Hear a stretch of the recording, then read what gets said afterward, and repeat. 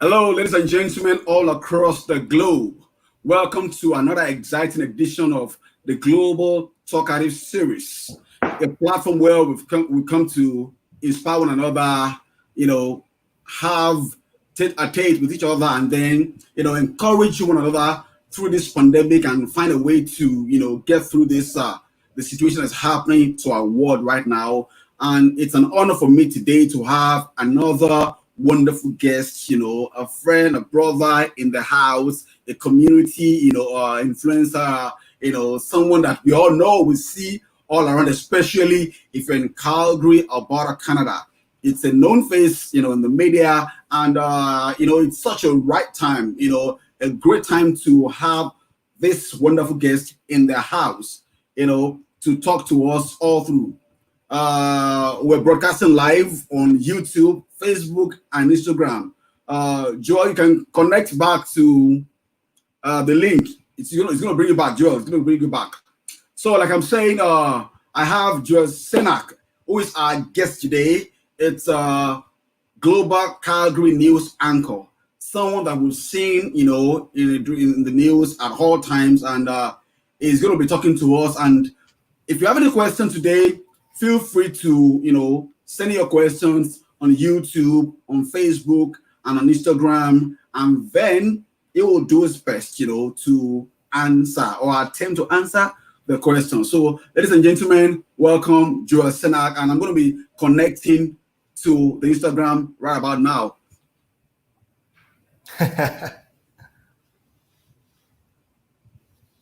So, Slayman, thank you. Chem Design, thank you for joining. Okay, I can see you. Good. Yes. That's wonderful. That's beautiful. So, how are you, Joel? How are you doing today? I'm doing great. Can you hear me well? This is the first time I've done anything like this. I just want to make sure I'm not messing it up. No, it's not. It's good. It's good. You're a media person, so Okay. it's good. I can see you. The audio is fantastic, and we have our guests all over. El Sang, thank you for joining. Chem Design, thank you for joining. And like we do it on this show, before going to the questions and answers, we are going to give you a brief information or a bio about our guests so that you have a bit of perspective to who our guest is. So I'm just going to read, a short bio about our guest. Joel Senak is a global Calgary anchor of Global News Hour at 6 and Global News at 11. He was born in Victoria, BC, and grew up in Saskatoon, Saskatchewan. Senak studied journalism at Boston University, where he also ran track and field. He started his journalism career with Global News in Saskatoon and moved to Global Calgary in 2017 to become the co-host of the Weekend Morning News. Away from anchor desk, Senak is also a youth track and field coach with Caltaf Athletics. Welcome, Joel. How are you doing today? I'm good. I made sure I got all my errands done and have nothing else to do today except for speak with you for a bit. So I'll do my best and hopefully, like I said, it's first for everything. So this is Thank you very much. You as a media person, you are one of those you have been very busy, because where others are like, having some breaks, you can't go to work because of the pandemic. You guys have been working. You are part of the frontline workers who you've been giving us information on what to do, where to go, how to move. So I want to say on behalf of all the viewers around the world, thank you so much for the good work you're doing. Thank you for risking your life to go to work so that we can get information that will make our community safe. Yeah, I mean, look, I would never pretend that what I do is anywhere close to as important as to what the frontline workers in the hospital do. So by any means, but I appreciate those are kind words. It has been interesting because, as you mentioned, throughout this pandemic, when it started, a lot of people, their lives changed, right? They weren't going into the office anymore, or they were working from home, or unfortunately for a lot of people, they might have lost their jobs, been laid off. We're seeing a lot of that going on here in Calgary and other parts of the world as well. And for me, it was just really interesting because my day-to-day didn't really change that much, right? Like I was still in the office every single day. I still am in the office every single day, 5 days a week. And, I'm really grateful for that opportunity to still have the work that I have and able to continue to stay busy through all of this, because I'm one of those people that likes to be doing things. I like to be active. And it has been very interesting seeing a lot of change around me. But when it comes to my job in particular, there's a couple of different things that we do on a day-to-day basis. But even within my company, my role and my responsibilities and my routine changed much less than many other people's. Wow. So our audience, our viewers all over the world, today's topic is war against the unseen enemy, my media perspective. Now, it is no longer a news that COVID-19 is a global pandemic. Mm-hmm. Now, as a media personnel, what is the new normal for you now? The new normal for us, it's a couple different ways, right? So there's the new normal in the day-to-day and how we're going about our job, what we're doing, how we're reporting the news, what our reporters are doing. So a lot less contact when it comes to face-to-face, kind of like how we're doing here. A lot more interviews over Skype, gathering information on the phone, using Zoom, using technology to report. Whereas in the past, we would be out on the streets, and we still are, but because we want to try to obviously stay safe through all of this, the idea is how can we go about bringing that important information to everybody while still being safe and keeping everybody else safe at the exact same time. So a lot more gathering information through technology. That's definitely a new normal for us as a company at Global News. Also, just small things like I can't sit beside my co-anchor at the 6 o'clock news. I can't sit beside her. So we have to kind of rig up, I'll send you a picture later, a situation in the studio where I'm actually about 10 meters away from her, but they put us up kind of like how we are on a split screen. And that's how we do the newscast. So, that's a very small thing. And it's just all these little things, right? That are, the office is like probably 80% empty. Yeah. A lot of people working from home. All of our sales staff and our promotion staff aren't in there. So it's a lot quieter. That's kind of my new normal. But like I said at the start here, I'm still in the office 5 days a week. You can't anchor the show from home, but I have been, I guess, blessed that I haven't at least gotten any symptoms. So I've been able to keep on going into work, and we've been doing the show from our studio. So that day-to-day routine has stayed pretty similar for me professionally. Personally, of course, there's a lot of difference. It's a new normal personally for all of us too, but professionally, that's kind of how we're doing our job, much more through technology than face-to-face. Wow, thank you very much. So thank you, Elijah Omorugeva of E and C Accounting for joining. Chinaza Ozuga, thank you for joining. We appreciate you all. If you have any question, please send your question. We're coming to you live from YouTube, Facebook, and Instagram real time. So the question I have now for you, Joel, is this. There are two major pandemics ravaging the world now, which we all know. We can't deny it. The coronavirus pandemic and the racism pandemic. Now, in your own view, what effects will these two major pandemics have on our community? Let's start from there.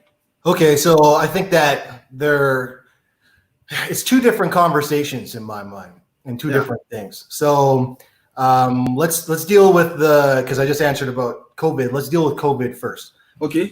I think it's yet to be seen exactly what the impacts may be, because it's a tough thing, and a lot of our reporting has been around what will the world look like, what will our communities look like after there is a vaccine, after COVID-19 is no longer showing itself in the same way that it is right now.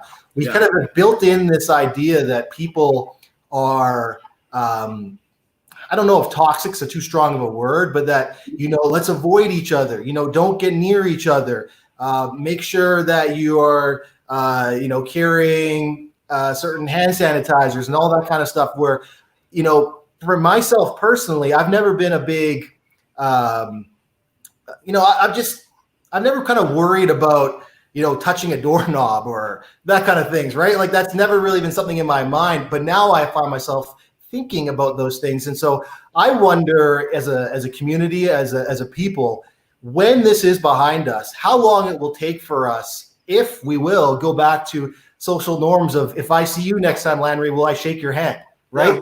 Those little small things that I think, human beings do crave interaction, and they crave touch, and they crave togetherness. And I can't imagine a world where we don't in some way go back to that. But I do think that there will be a lot more consciousness around just those simple things that health officials have been telling us for so many years when it comes to other things like hand washing, hygiene, and if you're sick, stay home. Those small things, I think those will persist. I think humans eventually will get back to being together. And even we've seen here in Calgary, the first weekend that restaurants were able to open up here last weekend, a lot of people were out, at least on 17th Avenue and other parts, right? So it didn't take that long for people to kind of get back to a little bit of normal. But I think some of those things will change our community, just in how people go around about their daily lives and their habits.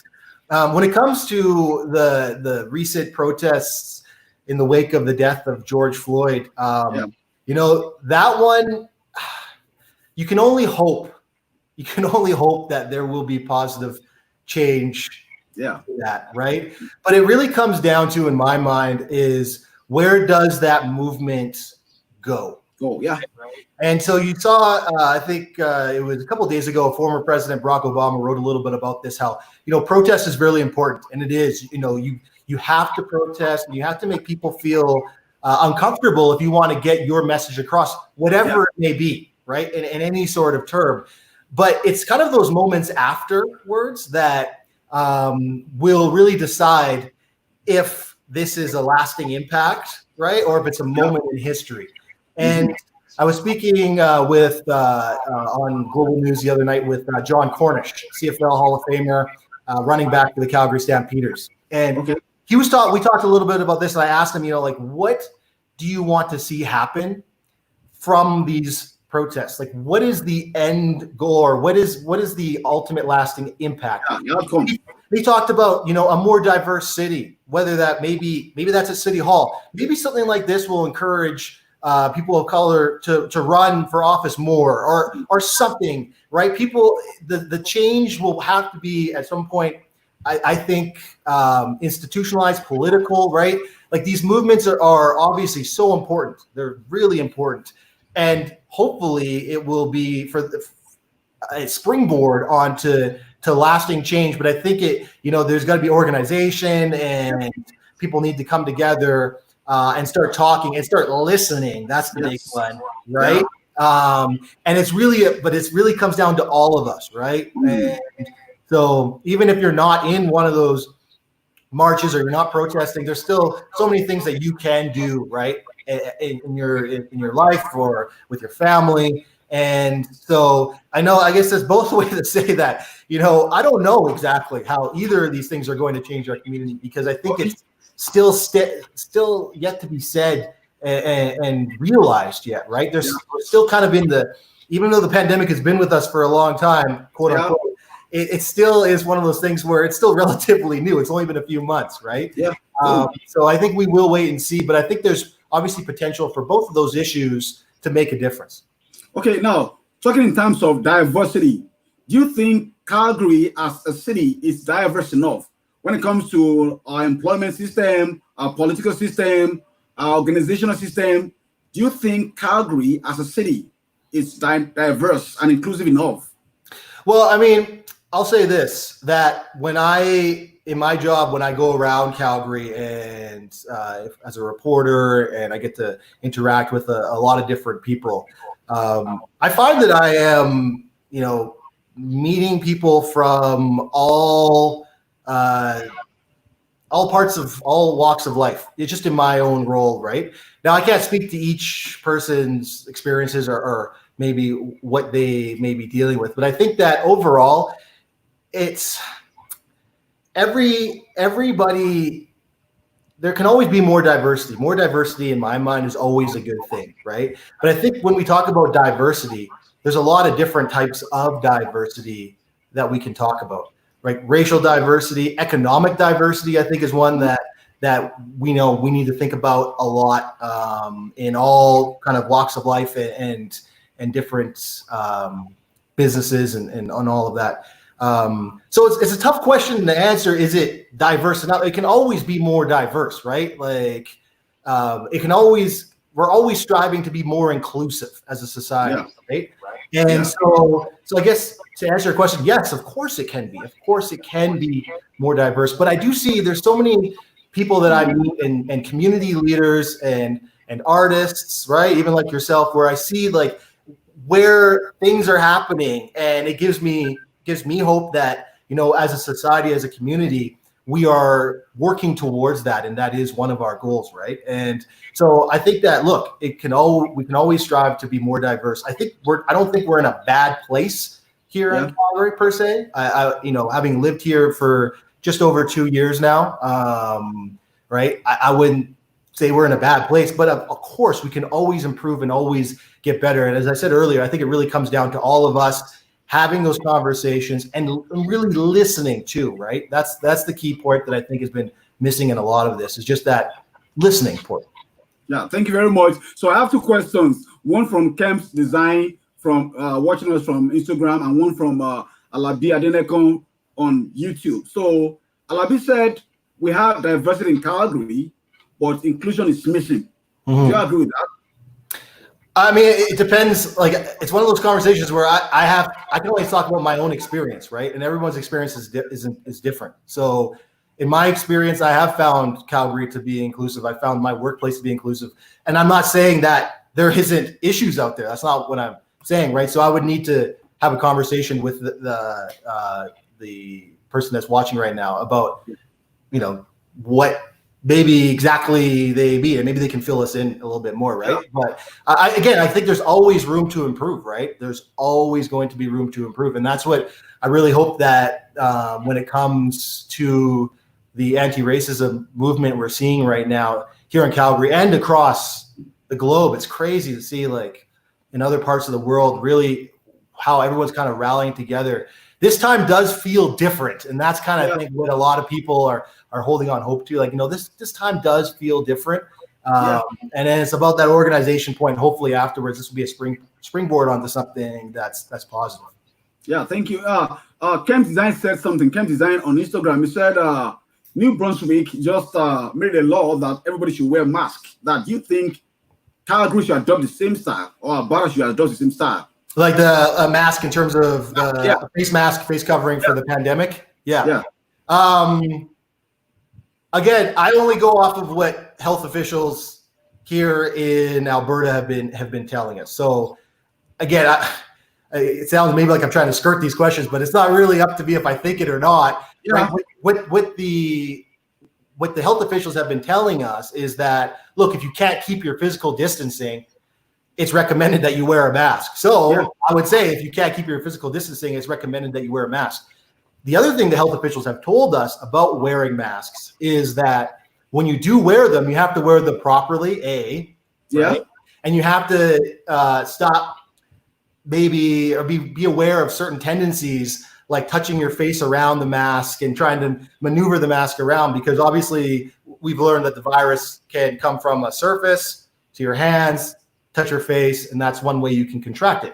So you have to be, it's one of those things where I'm always looking to Dr. Dina Hinshaw and the Alberta Health Services, what they have to say. You know, I think that obviously every jurisdiction is different, right?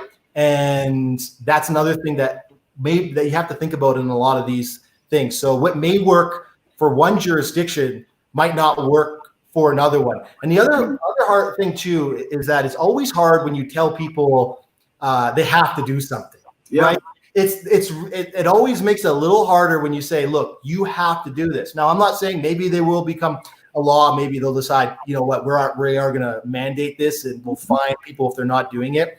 Yeah. But I know that, you know, it seems, at least in our reporting and as we follow the situation, that sometimes public officials have kind of tried to stay away from mandating this and more so educating and then hoping that the proper decision is made. Yeah. Right. And Yeah. so, yeah. Thank you very much. Brenda Credy, thank you for watching us, connecting with us on Instagram. Lekon Fadare from Newcastle, London. Tosa Nosh, thank you for joining us. Oluyinka Iyan, thank you for joining. Colin Voice, thank you for joining us. We appreciate you. If you have any question for Joel, kindly, send in your question through Instagram or YouTube or Facebook, and he'll do, his best to answer the question. And today's topic is war against the unseen enemy, my media perspective. Now, this pandemic, we can't see it. We can only be, we only see what the media are telling us, how it looks, we can't see, we don't know it. Now, the question is how safe can we be? Because we don't know, the world is open now. We're trying to go back to work. And people are protesting all over the world. They are not even thinking about COVID-19 again. And I know, yeah. It is something that you can't see. You don't know how dangerous it is. So what would be your advice for those who are going out for protests? As a media, how can they be safe? What kind of safety measures do you want to tell them? Because you've been on the field, you've recorded that. So how can we be safe? I mean, I think we go back to our last question is, I think the main thing when you talk to health officials again, and they talk about how to stay safe during the pandemic. If you can't keep your physical distancing, wearing a mask is super important, right? If you're in a situation where you're going to be in that physical distancing. So when our reporters go out and cover the protests, like they did just a couple of days ago, as you may have seen, or maybe some of the people watching here may have seen, they were all wearing masks. So that was important. That was from our bosses saying, hey, look, whoever's going to be out there needs to be wearing a mask, photographers, reporters, because that's when you're in that close of space, right, from what the professionals and experts tell us. And I think that's all we can go off of, right? I know you've had doctors on this talk series, and they probably know more about the pandemic in terms of how it all works than I do, but I know only what the doctors tell us, and as we cover this story and live with it. But that's the number one thing, right? I mean, look, there have been a lot of health officials that have come out and said, try to keep your 2 meter space while you're in these groups. Is that possible? I don't know. I mean, like, it doesn't seem possible. So yeah. I think the big thing is, look, just like work, just like going to the grocery store, just like anything, if you can't keep your distance, wear a mask. And if you're not feeling good, if you have those COVID symptoms, you got to do everybody a favor and not be in a situation where you could potentially infect everybody else. And as you said, but the situation here with this pandemic, which makes it so kind of confusing and hard to deal with at times, is that you have the whole asymptomatic spread situation, right? But all you can do is, if you've either been near somebody that you either has tested positive or has had symptoms, or you yourself have symptoms, right? If you're not feeling good, stay home. I think that still applies to everything what we do right now. If you're trying to stay safe during the pandemic and still go about your daily life, right? Okay, good. Fair enough. Thank you, Manuel. Pastor Manuel from Benin, Nigeria. Brack, War Partners, Alna, Brenda, thank you for joining. We appreciate you all. Now, we presently now, the death of George Floyd is causing a lot of uproar all over the world, and we've seen different kind of attacks from the police, from the media. We've seen different news, some against, some for, and all of that. Do you think the media is fair enough in their reporting? So when you say the media, like that can mean a lot. That can mean a lot of things. Yeah. Right? Yeah. And so let me just start with that portion first, and then I'll get to your answer to your question, because I think that a lot of times when people talk about the media, I always wonder, okay, so are you talking about Global News Calgary? Are you talking about the New York Times? Are you talking about the radio station, the newspaper, the blog, the podcast? What you're doing with this talk series, is this considered the media? Right. So the media has so many layers that I think that it's to answer, has it been fair or not, is I mean, there's a historian or there's a professor out there that can really take in all the data, right, that we're seeing all over the place.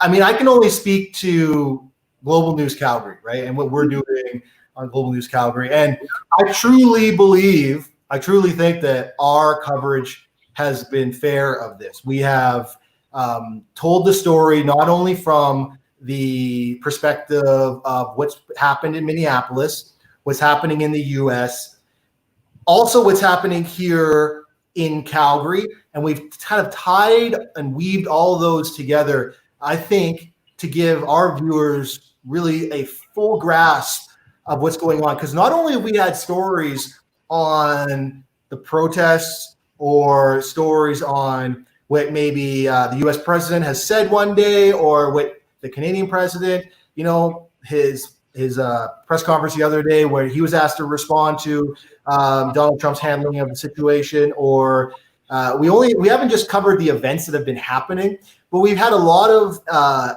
extra coverage on, okay, so if we're going to deal with the issue of anti-Black racism here in Canada, where do we start? We ran that story yesterday, and it was all about how we have to look back at the past here in Canada specifically to move forward. Okay, so another story we had was, okay, a lot of people have been asking, how can I be an effective ally when it comes to this situation, right?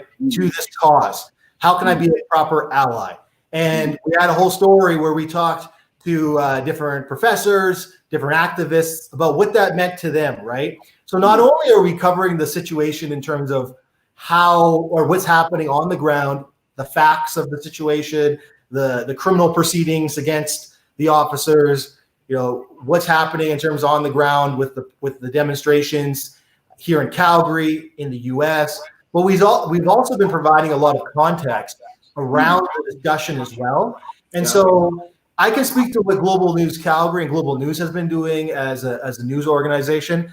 I think we have done a great job personally. Now, can we obviously, no job is perfect, so we always want to do better. We always want to do better. We always want to strive for greatness, right? Whatever and what we're doing. So, look, I'm sure that people could point to one or two things and specifics, and I could talk to those. But I think overall, we have done a great job. Now, when you talk about other external media, look, I think you have to decide what sources you're going to and who you're asking, who you're going to for your information, because there's a lot in 2020. There's a lot of media organizations out there. There's a lot of sources for information, and some of them don't have the same sort of rigors, the same sort of standards that a quote unquote mainstream media organization might have in terms of fact checking and how many layers and how many people your story that you're reporting on needs to go by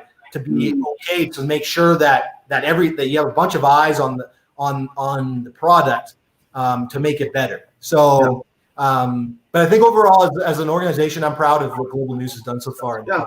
Thank you very much. So, welcome, Irene Job. Thank you for joining us. Chi Jane, thank you for joining. Jumoke Olatunde, thank you for joining. Tony Ladele, thank you for joining. We appreciate you. Kenny Ogunleye, Adenike Boduri, and thank you for joining us. So I've got 3 questions. Okay. 2 from Facebook and 1 from YouTube. I'm going to put the question now for our audience. This is from Alabi. Said, so to add a bit of context, pick 5 top companies in Calgary and take a look at the leadership. Do you really see the inclusion? Take a look at the City Hall list of councillors too.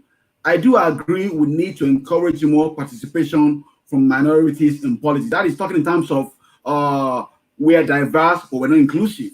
Do you agree with the statement from Alabi? Sorry. Can you just repeat the statement one more time?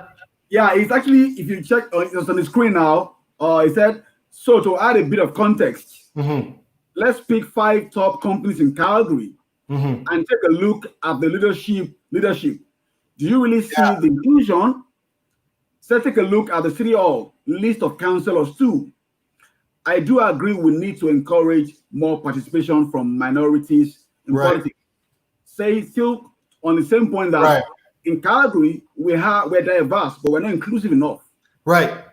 And I think I said that we could do better, right? And we can always do better. Let's take City Hall. I mean, when you come to the list of city councilors, I think that, there is a diverse group of city councilors in some sense, right? You have visible minorities sitting on city council. You have obviously a number of women sitting on city council as well. But I think obviously we can always do better. And I think it comes down to this, right? People got to listen. So when let's talk about the business side first when it comes to the leadership, right? And I'm not speaking about any specific companies here because, again, as a journalist, I have a really hard time to take kind of statements that are not specific and that I don't have time to look, right? And I'm not saying the gentleman that asked the question is wrong. That's not what I'm saying. I'm saying, like, I don't have the wealth of information about those companies and can see the management role, right?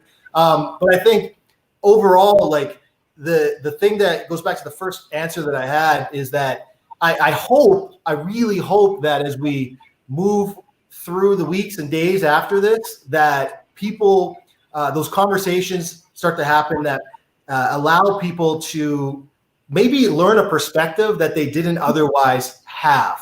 And I think that listening piece, if people are serious about listening, I think maybe I'm an optimist, but I think that some of those situations can change. Look, we can always do better. We can always do better. And I think it starts young, right? It starts really encouraging people that, hey, it doesn't matter what background you come from or what you look like, you have the opportunities to do this. But not only just telling them that, making them see that it's possible too, right? It's great to tell somebody that, hey, you can work hard and you can get to where you want to be, but you need to see those examples. So that's why I say, I hope and pray that this movement does lead to more inclusion when it comes to some of those positions of I don't want to say positions of power, but maybe notoriety, I'm saying important positions when it comes. But I think that you also have to look at where we are doing well in certain spots too, right? Like I'll go back to global news, right? When it comes to myself, I think a lot of people know that, I'm half Jamaican, half white. We have an East African sports anchor as well. We have Bindu Suri as well. So like it's been great to see that, within at least my company, our media, we've been getting opportunities and I think that's a start, right? Yes. But it needs to keep on going. And like I said in that first answer, I just hope that we can always strive for more inclusion, that these protests and the movement we're seeing right now leads to those conversations that will hopefully end up in that inclusion piece, right? Yeah. So I hope no one's thinking that I'm saying that we're already inclusive enough. I'm saying that we can always strive to do better, right? And it's a long conversation and a lot of conversations about how do we start to open those doors? How do we start to make people feel like, okay, this is an opportunity for me, and it's a realistic one too, right? Yeah, and I agree in support of what you're saying. I think a lot of organizations are now readjusting their policies, around this so-called issue of racism and prejudice, because I myself have faced my own share of that, and I'm still facing. But I think the sacrifices of George Floyd, Ahmaud Arbery, Trayvon Martin will not be in vain. We have a lot of marchers all over the world, and I think this will bring about a definite concrete change. So I have a question from Tony Lamas. She's watching us from YouTube. She said, "What is your perspective on the international response to racism vis-a-vis the response in Calgary?" Okay, so the international response,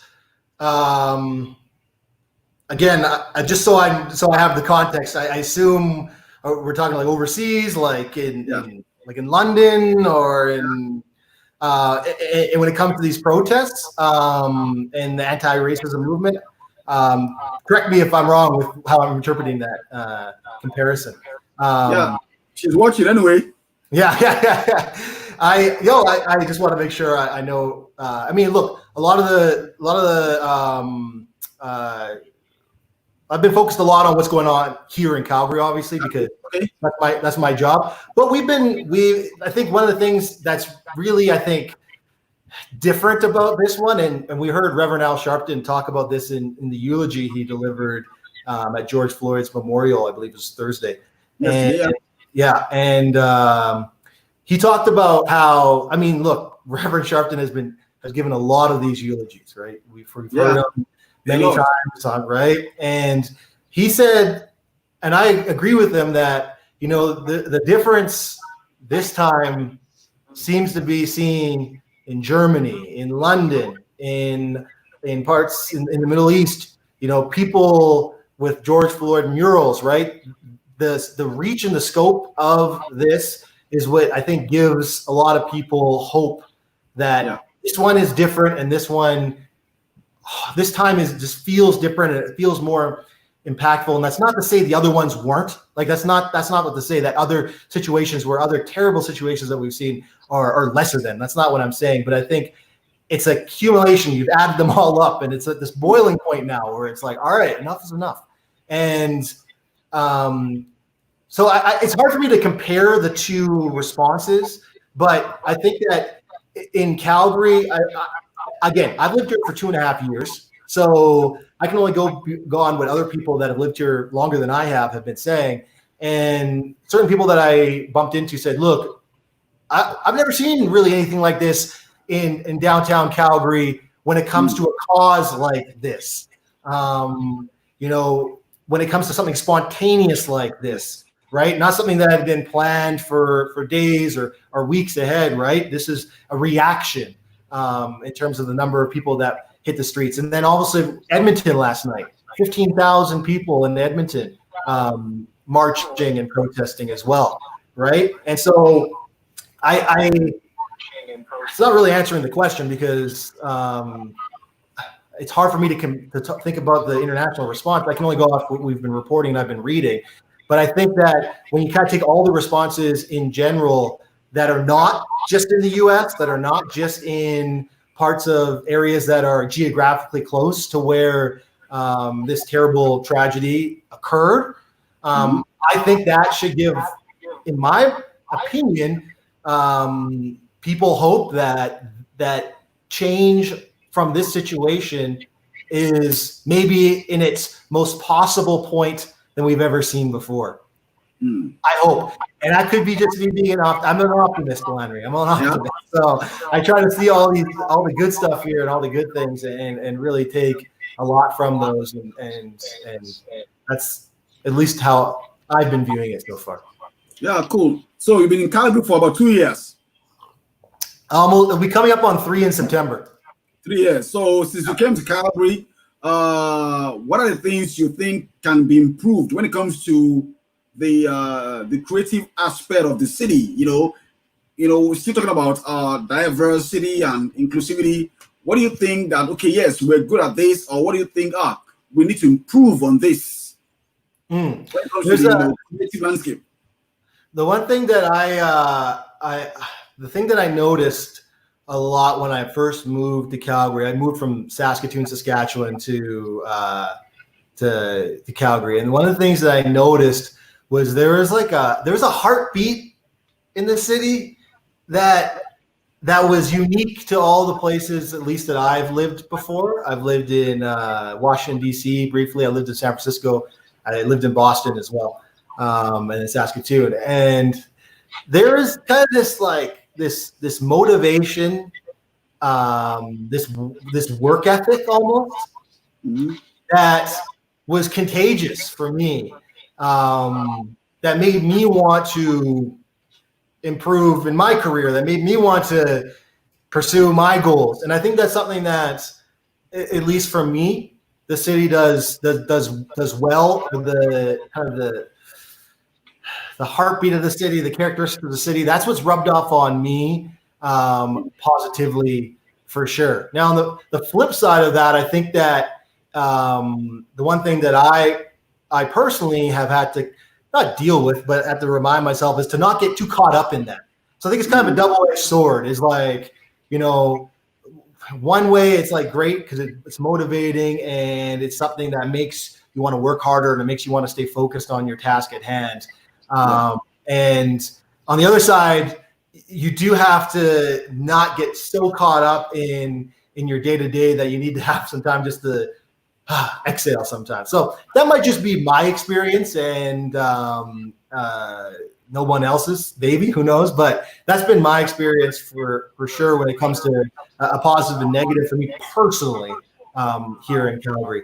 I think as a city as a whole, I think it goes back to the same conversation we were having before about inclusion and opportunity. And I don't think it's just a Calgary story, though. I think it's a story of a lot of cities in North America per se. That I think that one of my big ones is always economic diversity, and I think that almost every city can do a better job of granting opportunities for people that may otherwise not be able to afford those opportunities. Because I know in my life, I had a scholarship to go to university at a university I could never have afforded otherwise. And it's one of those things where when you can get people that come from all walks of life and that understand certain struggles that other people might not understand, I think that's what really can help out in any sort of situation, whether it be, we talked about companies, we talked about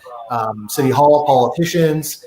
And I think that's something that I always think that we can do better at as a city, because it's such a, and there's a lot of great people working on that, of course. But I think that affording those opportunities and continuing to, especially to young people that otherwise those opportunities are out of reach, because as we talked about earlier, right, it's being able to see that something is possible for you is the big thing, right? In terms of motivation, in terms of having those goals. And so I think that's something that, we can improve on here in Calgary. And I don't think it's just a Calgary thing, though. I think that that's something that for sure in a lot of places we can improve on.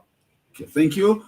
Thank you, Empowered Movement YYC, for joining. Tony McGrath, the CEO of the Grand Theater, thank you for joining us on this show. We appreciate you. So this is still the Global Talkative Series, and our guest today is Joel Senick.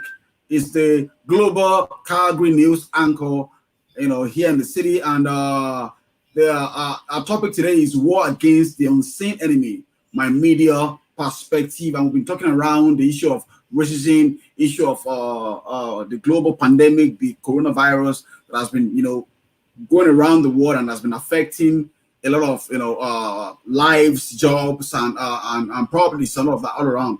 So there's this question. I have two questions, one from a movie producer and one from a business person.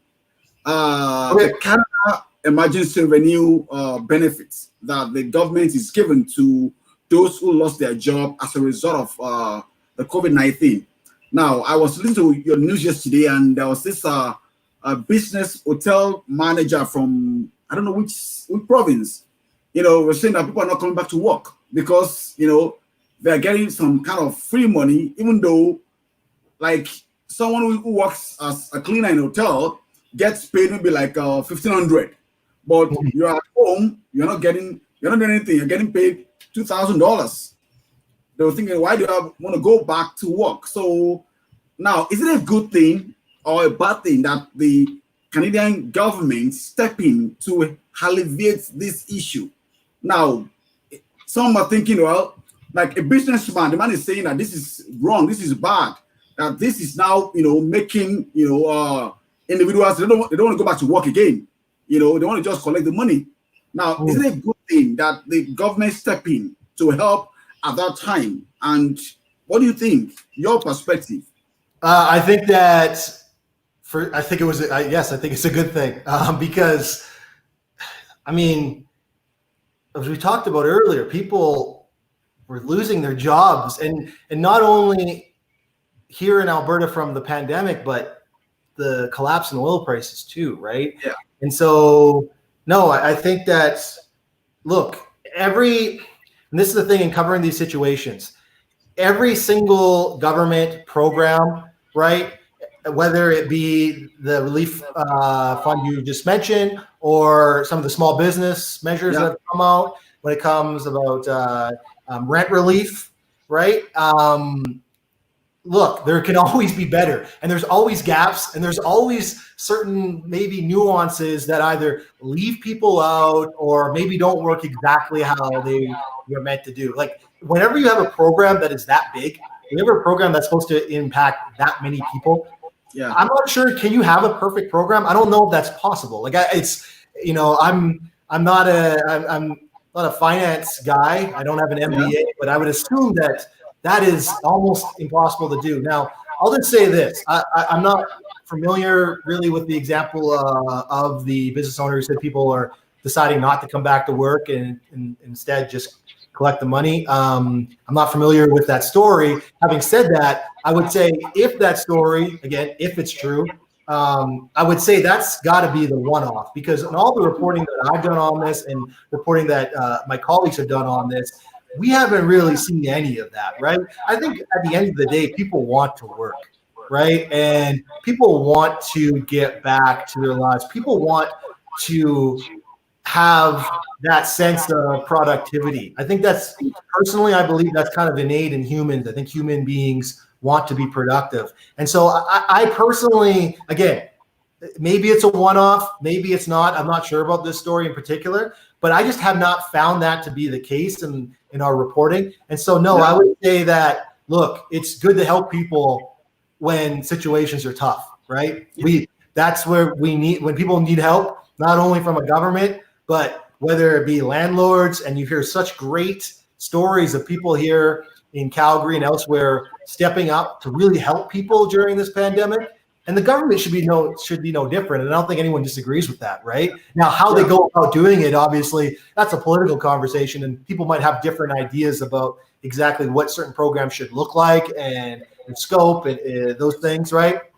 That's over my pay grade, unfortunately. But but I think overall, look, we got to help each other during this, right? And and I think that I'll just say in our reporting, I haven't found any or seen much or any at all of people taking advantage of it. Am I saying that's not happening? No, right? I don't know everything that's going on, but in our reporting, we've been pretty focusing on this pretty heavily and with the microscope, and that's not something that, at least in our reporting here at Global Calgary, that we've been. Irene and on Instagram and Empowered Movement YYC said that a lot of people are taking advantage of the system.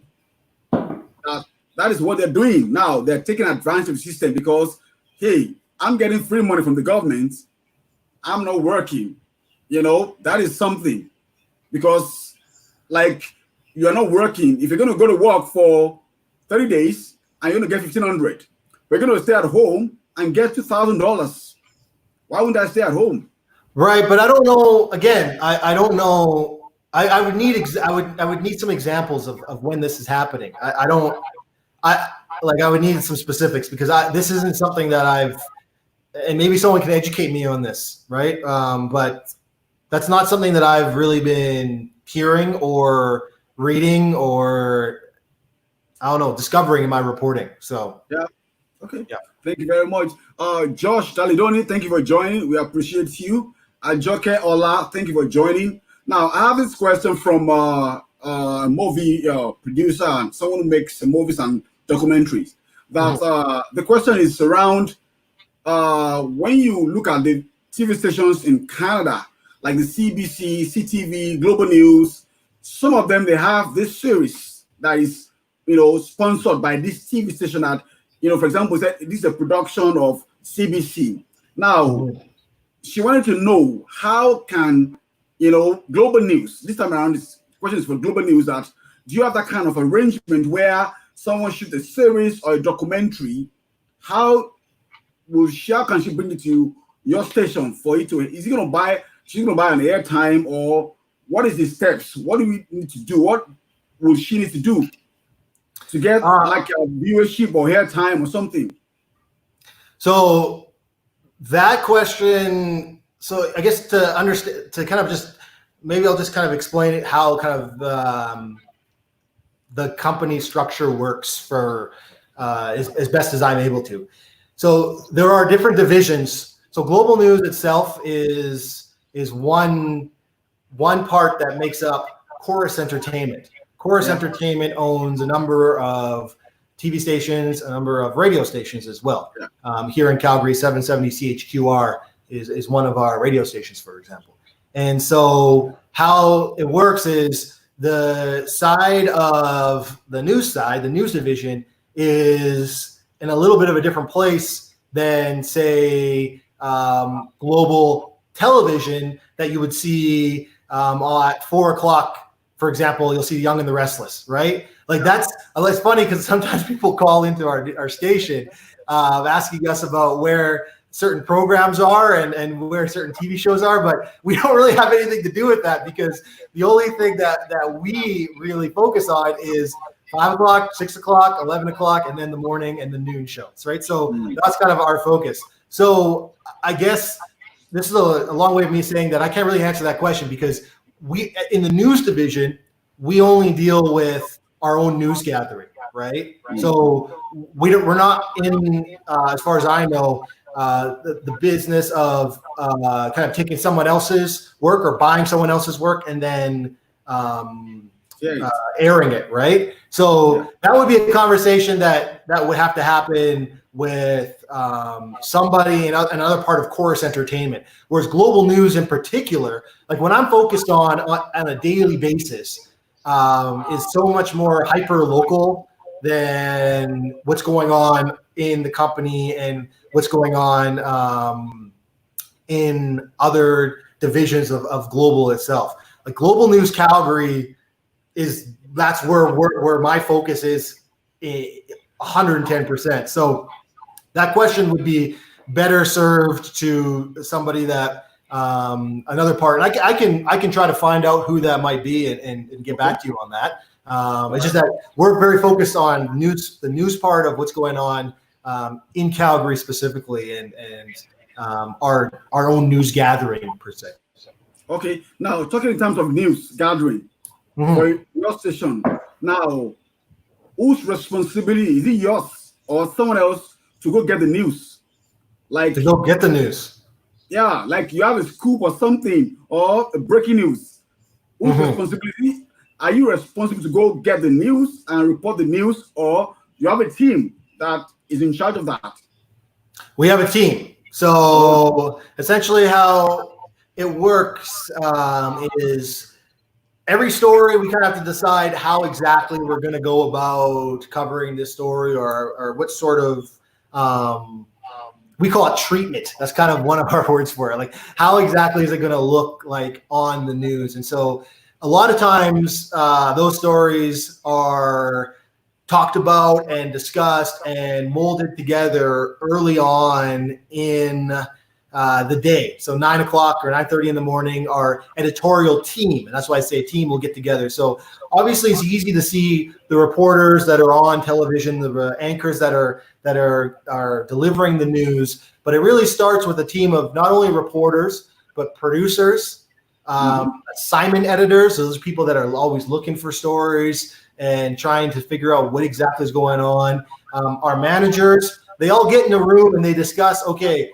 is this a story we want to cover today? If so, how should we want to cover it today?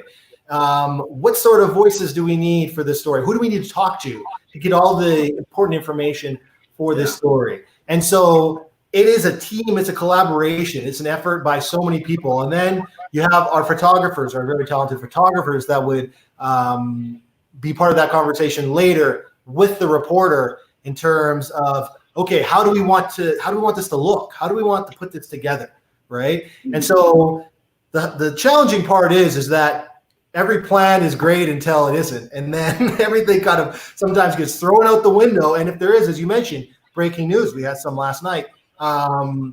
You have to kind of think about, okay, so who is free to get this, and who's maybe working on a story for today that maybe could air tomorrow, that they could go and now cover this new story, right? So it's too hard for maybe one person or one reporter to just say, all right, I got all of this. You need to have that support of the entire team behind you to be successful.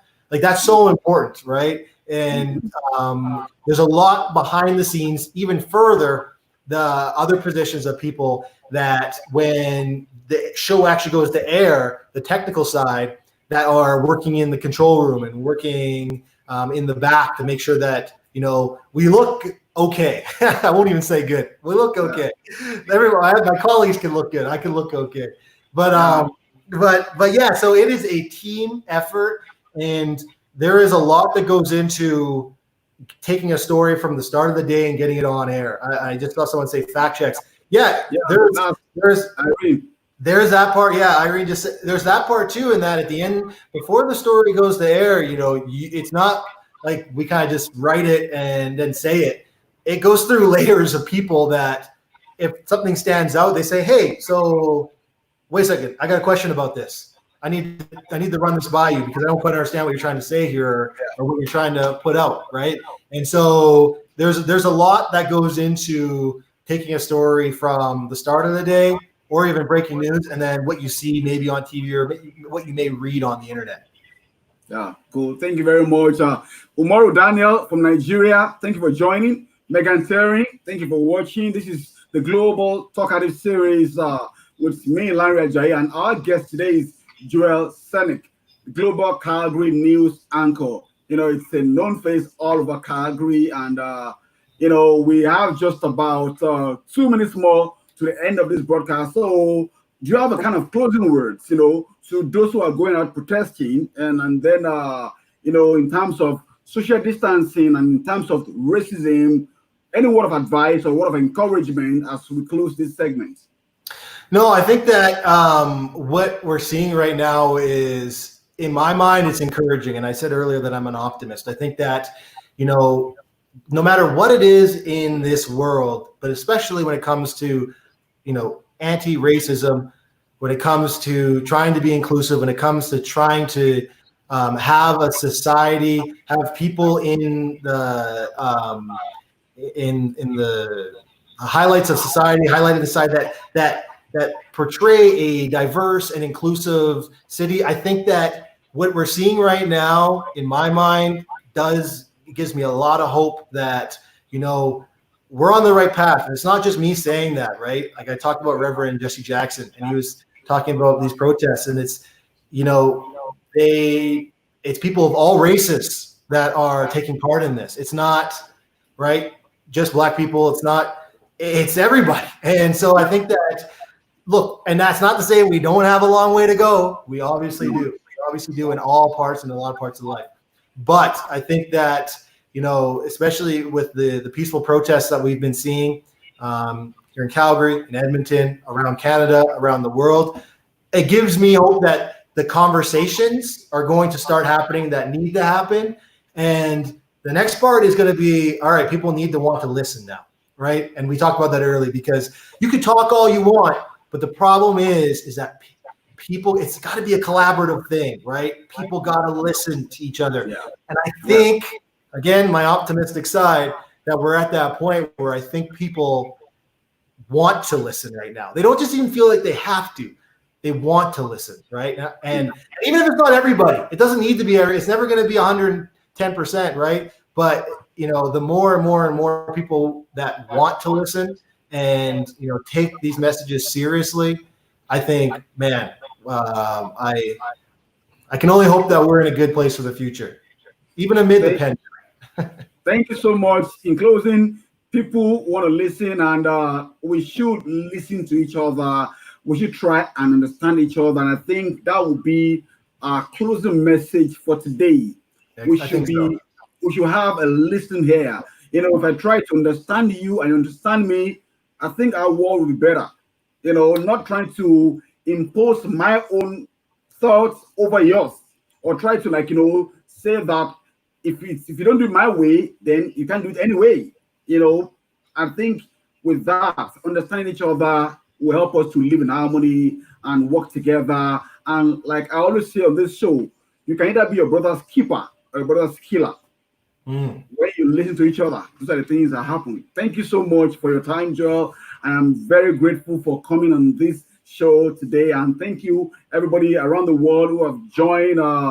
Pastor Timon, Irene Job, Spanish YYC, Dr. Inka Marcos. Thank you very much, McGrath, Jill Maria, Alabedeke. Thank you so much for joining. I appreciate you all. We are off on Instagram, but we're still live on YouTube. Thank you, Jill Maria. Thank you, Megan, Ajoke, Tony McGrath, Kenny Oguleye, Alabiadenekon, Kalan Boys, Tommy Ajayi. I appreciate you so much for your time today. Until we come again your way next time, it's bye for now.